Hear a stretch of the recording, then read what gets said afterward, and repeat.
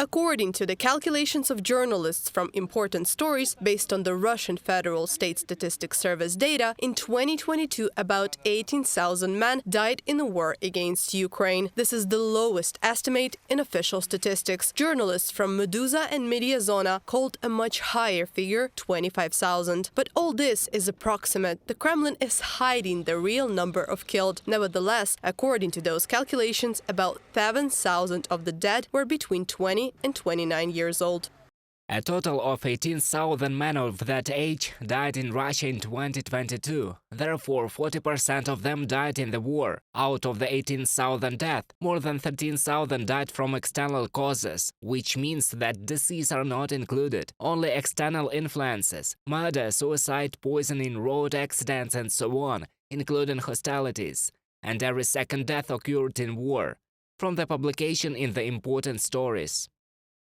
The highest figures are in Buryatia, Rostov region, North Ossetia, Dagestan, Mordovia, Orenburg and Mariel. In these regions, up to 70% of all dead young men died in the war in Ukraine, Important Stories report. Relatives of mobilized men from the so-called depressed regions of Russia are writing numerous collective appeals to the authorities demanding that the men are returned home as they are desperate to see them alive.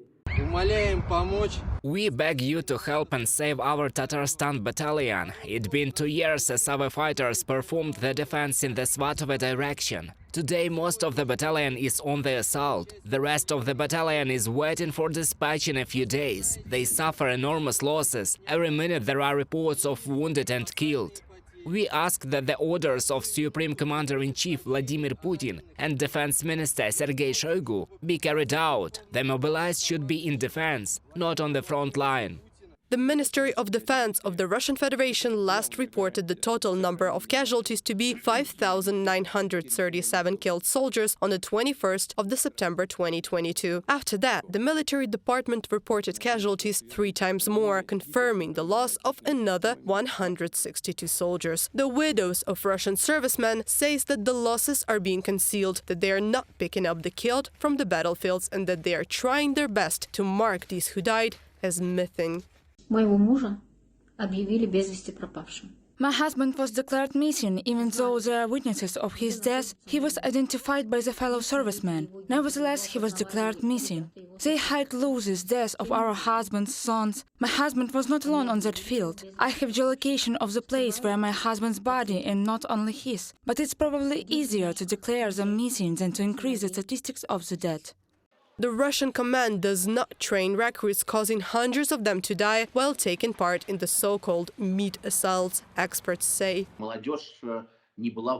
Those young people ever went to the army. There was no training, meaning that soldiers in Russian army are not trained at all. We can assume that those people who are over 30 years old, they possibly had military training when they served in the army, so they probably have more skills to save their lives. Although we see that the Russian command uses soldiers, citizens of Russia, as cannon fodder. Russia has so far lost 34,500 people in the war against Ukraine. These are only confirmed deaths as calculated by Media Zona and the BBC Russian service. In fact, the figure may be very underestimated. Meanwhile, the government of the country has already budgeted payments for 100,000 military deaths in 2024. Reported by Anastasia Tarnavska, Natalia Bilakudrya, Yevhen Karmazin, UATV News.